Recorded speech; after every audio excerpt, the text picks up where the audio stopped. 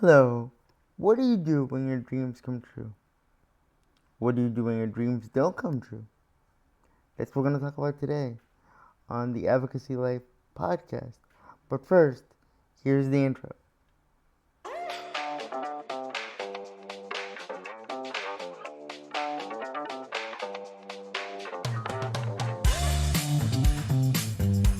Greetings, my friend, and welcome to the Advocacy Life podcast and vlog.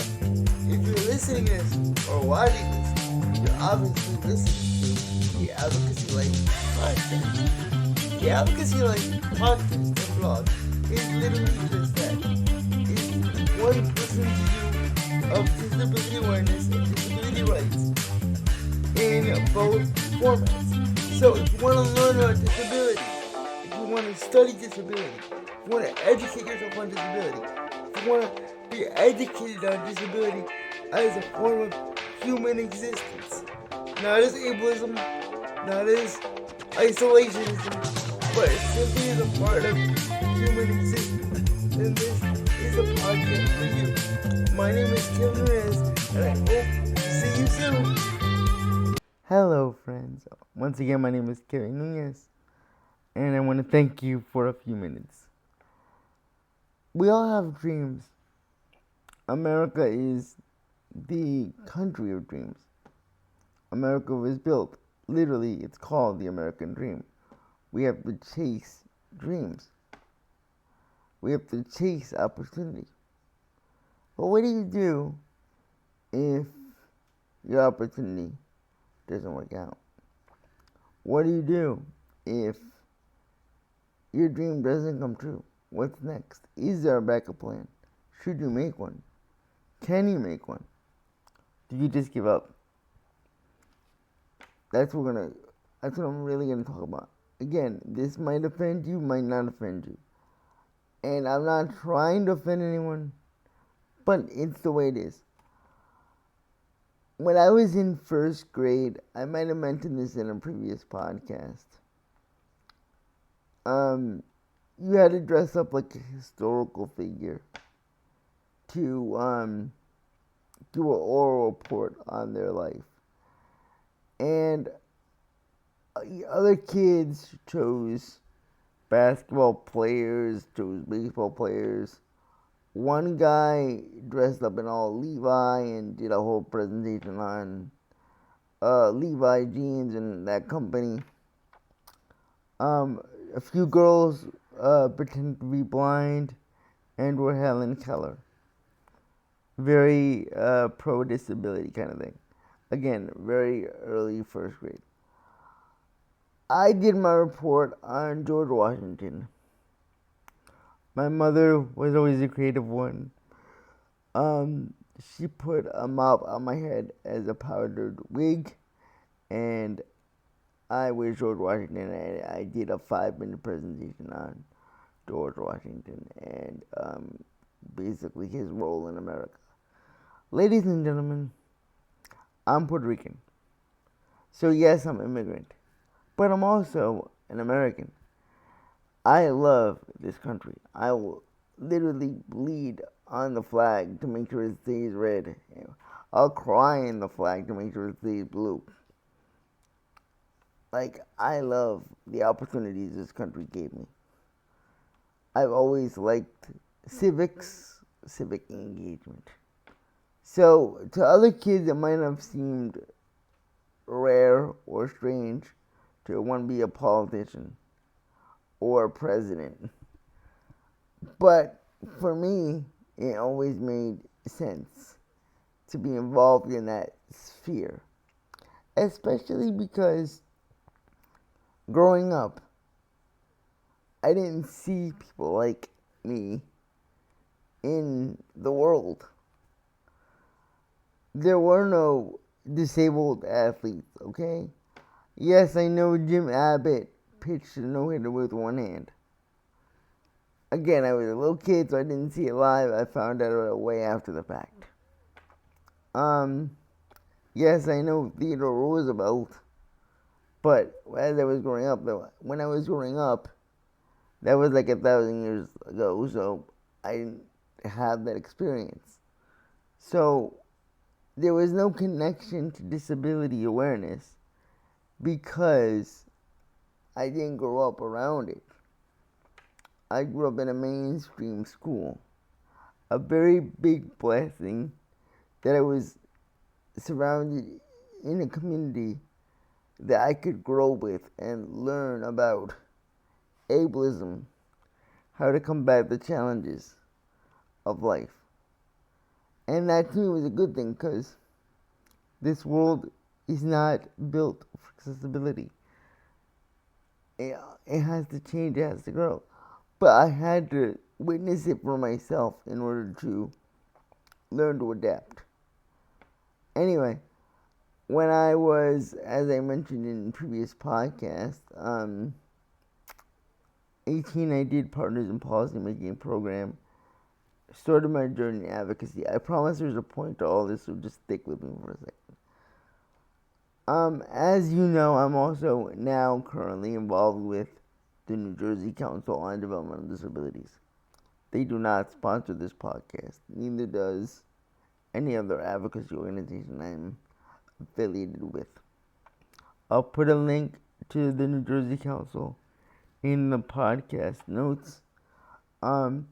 Obviously, the New Jersey Council is one of 56 councils, one for every state in the U.S. territory under the DD Act, which was passed in 1977.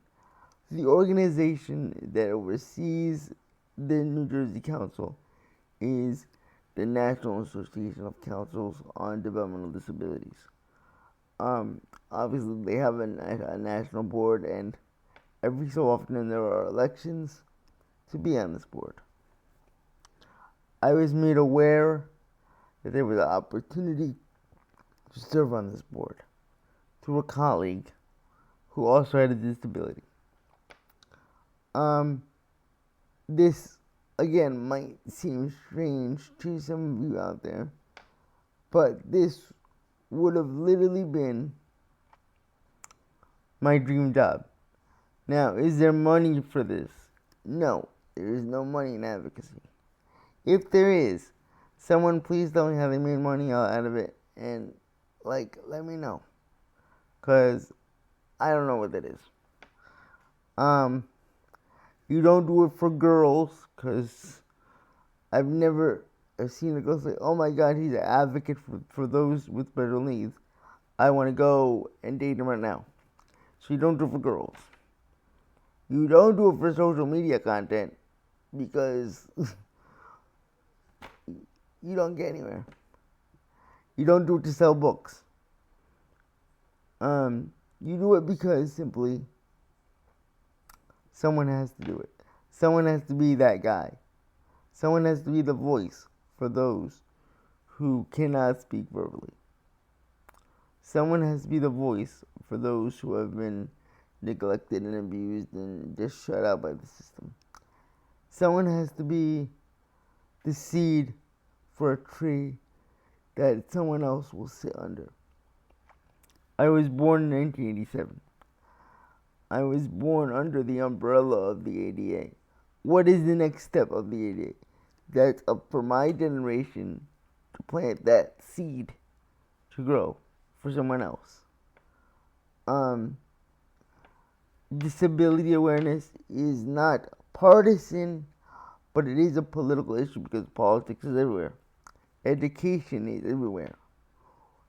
People do not understand disability. They don't know disability unless they're affected by it. It's that simple. It's wrong, not fair, whatever, but it is what it is. Their national board called and showed interest. I made sure to do the application, send in my resume. I called in favors. I got recommendation letters from colleagues that I knew would write good recommendation letters. Did a prayer, and I sent in the packet. I knew it was like kind of running for office, but not really running for office. Because I knew it was very competitive from the start. but still I felt confident in my recommendation letters. I'll put my resume just in the show notes, just so you guys have a understanding of what I was putting out there. Not to show off, but I want you guys to see like what I brought to the table for this. So, I went to sleep the night before. I was due to find out. I want to say quietly optimistic, just because I felt good about my recommendation letters. I felt good on my resume. I really felt like this is where I was supposed to be. Everything I had done so far had led me to this. I got the call. Didn't make it.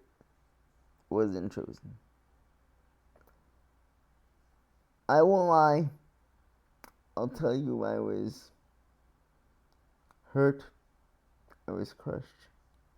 Because this was like joining the major leagues.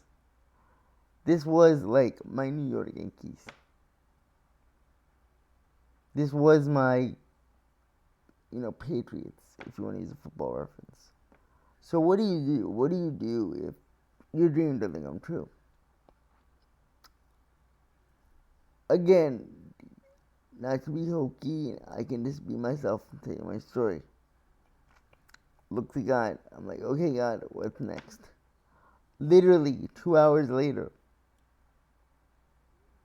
2 hours later. This is how you know disability is not a curse. It's not a burden. It's a blessing. I was approached to join TASH, National Board. TASH, I'll put a link to them in the show notes. Their organization is an advocacy organization.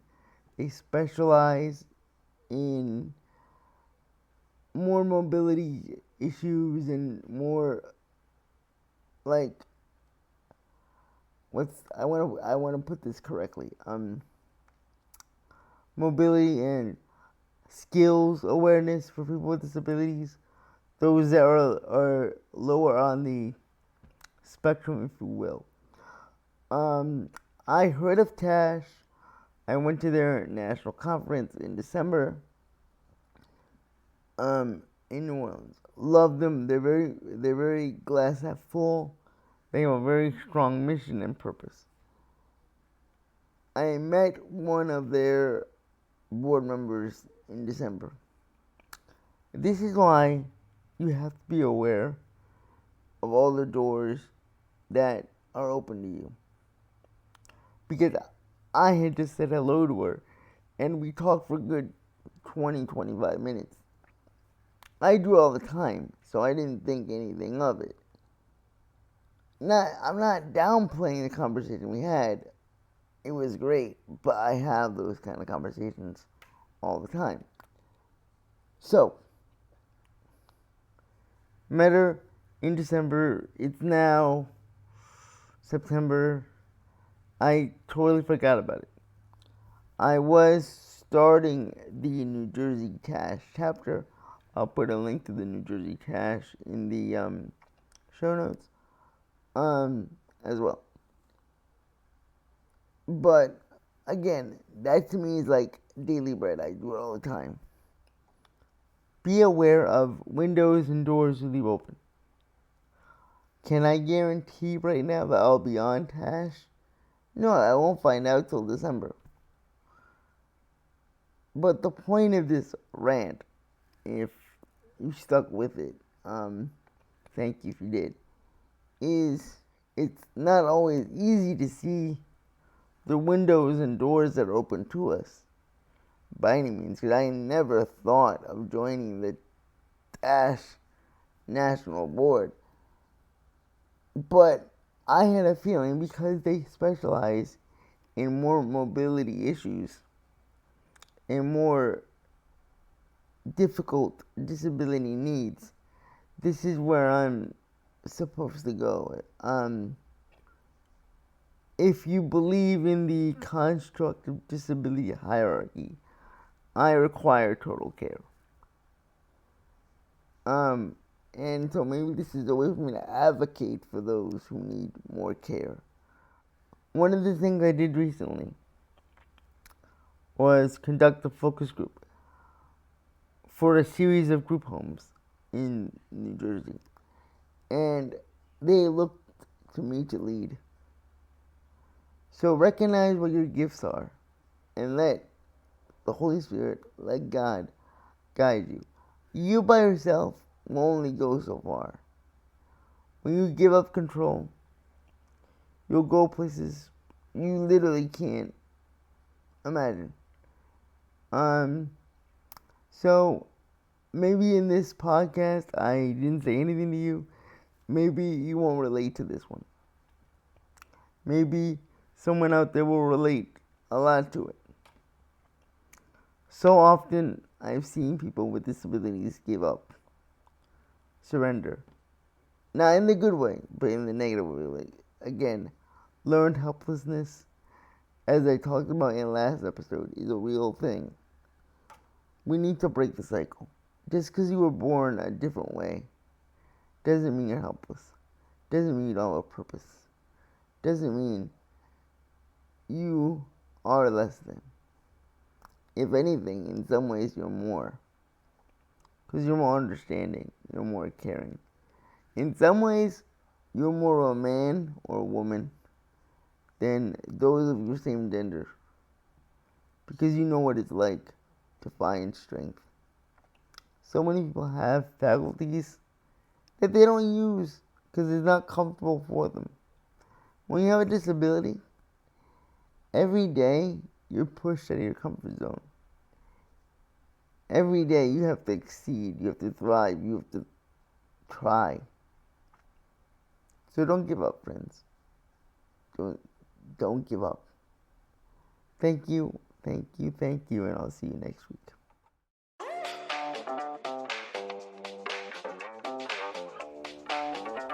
Wow, you guys, I really had a fun time putting that episode together for you. Did you have fun listening? Did you have fun watching? Did you learn something? If you want to support the Advocacy Life podcast and blog, give me a few seconds and let me tell you how to do it. I have an exclusive newsletter for paid subscribers where you'll get all sorts of goodies, personal anecdotes, more updates on policy, more recommendations on books and movies I like. If you want to do more of me, I will bring not one, but 2 books in a book series called Living Beyond Disability. They're on Amazon. Also in the show notes below. If you want to do more than that, you can support me directly through Cash App and PayPal. All in the links down below. Thank you so much for your time. Hope to see you in the next video. God bless. See you soon.